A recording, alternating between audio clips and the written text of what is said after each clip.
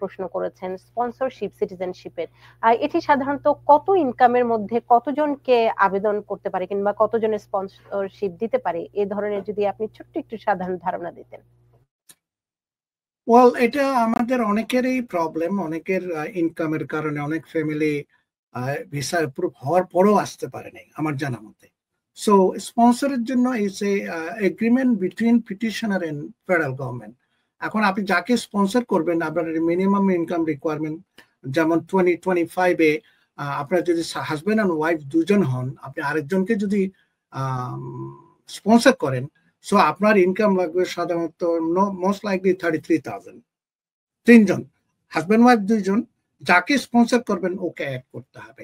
তা এখন একজনের জন্য 7,200 সামথিং লাইক দ্যাট। তো প্রতি যতজন বাড়বে তা আপনি অ্যাড করবেন। এখন আপনার যে পিটিশন করবে অনেক